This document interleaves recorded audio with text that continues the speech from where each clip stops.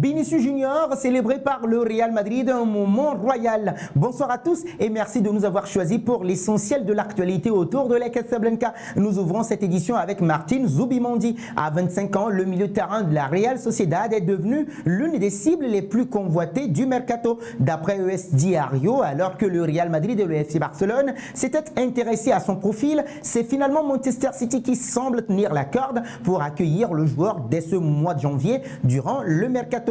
Zubimendi, numéro 6 de talent, tant à la récupération qu'avec le ballon dans les pieds, est souvent comparé à Rodri Hernandez Cascante, l'un des piliers du City, et ce n'est pas sans raison. Son intelligence de jeu, sa capacité à diriger l'entrejeu de la Real Sociedad et sa solide expérience avec l'équipe nationale espagnole en font un choix de premier plan. Néanmoins, c'est le Real Madrid qui semblait avoir pris l'initiative en raison de ses priorités pour renforcer sa défense et son milieu de terrain. Bien que la clause libératoire de 60 millions d'euros ne représente pas un obstacle majeur, la politique financière low cost du club a conduit à une offre incluant la cession de 50% des droits de Takefusa Kubo détenus par le Real Madrid grâce à une clause astucieuse mise en place lors de son transfert à la Real Sociedad. Cette proposition a été rejetée par le club basque. Le FC Barcelone, de son côté, semble moins pressé. Le bon début de saison de Marc Casado, qui a occupé désormais le rôle de milieu défensif avec brio,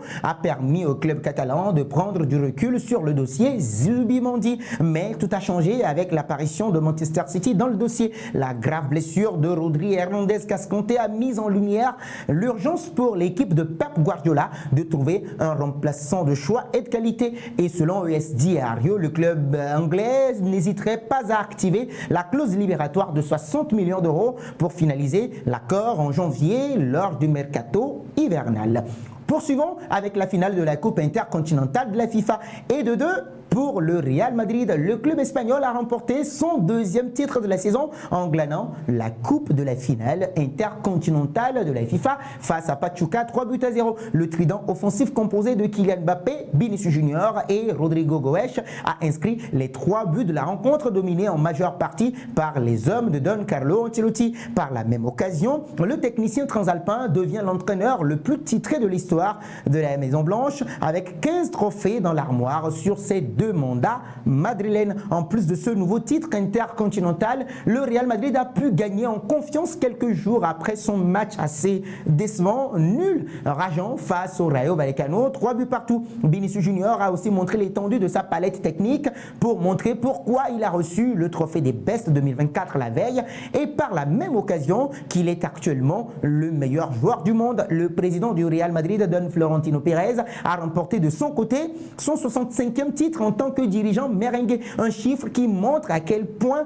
l'impact de l'homme d'affaires espagnol a eu sur le club depuis son arrivée à l'aube des années 2000. Une soirée parfaite donc pour le Real Madrid qui a encore un peu plus écrit sa légende grâce à ce nouveau titre. La suite de cette édition avec Don Florentino Pérez, justement, le Real Madrid a convié les médias dans le pavillon de basket de la Ciudad Real Madrid pour son traditionnel déjeuner de Noël, présidé par Florentino Pérez.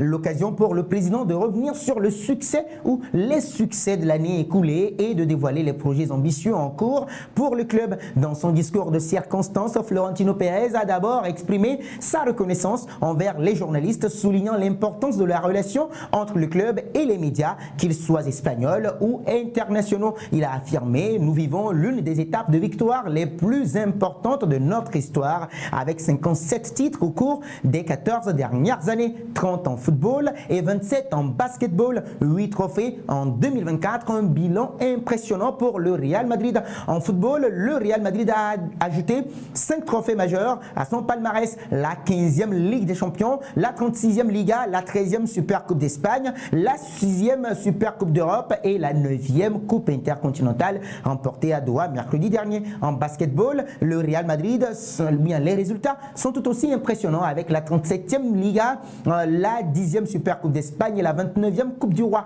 Florentino Pérez a ensuite évoqué les actions humanitaires du club, mettant en lumière la Fondation Real Madrid et son engagement auprès des victimes de la tempête Dana, inondation à Valence la dernière fois. Le président a exprimé sa solidarité, soulignant que nous devons continuer à soutenir pour que la normalité puisse être rétablie.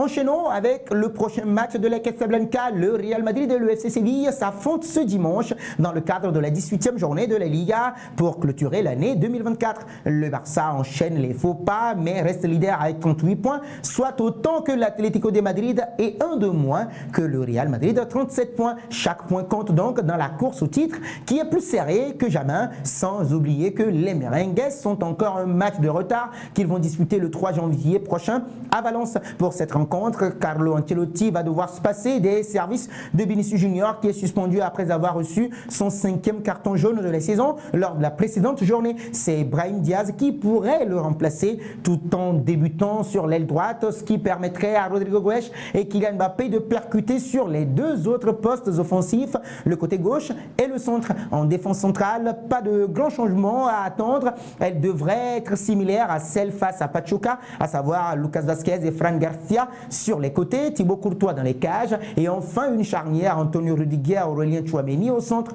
Au milieu de terrain, Federico Valverde ou Eduardo Camavinga puis Jude Bellingham devaient être alignés d'entrée avec Dani Ceballos en sentinelle. L'Espagnol avait débuté sur le banc mercredi dernier pour la finale de l'Intercontinental mais devrait revenir dans le 11 pour ce dernier rendez-vous de l'année.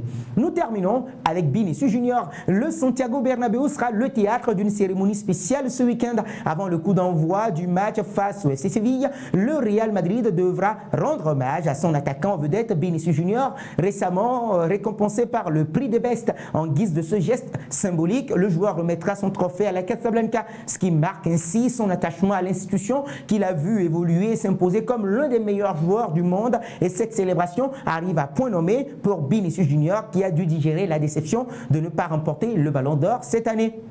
Toutefois, son triomphe au prix des Best lui offre une nouvelle revanche personnelle et renforce sa stature au sein de l'élite mondiale. Le timing de cet hommage est stratégique. Depuis ses débuts, Vinicius Junior a considérablement évolué. Il passe d'un rôle de jeune espoir à celui de leader incontesté. Ce sera tout pour cette édition. Merci de l'avoir suivi et si c'est votre première fois de nous découvrir, n'hésitez pas à vous abonner et à activer la cloche de notification pour ne rien rater de nos prochaines actualités footballistiques et autour du Real Madrid.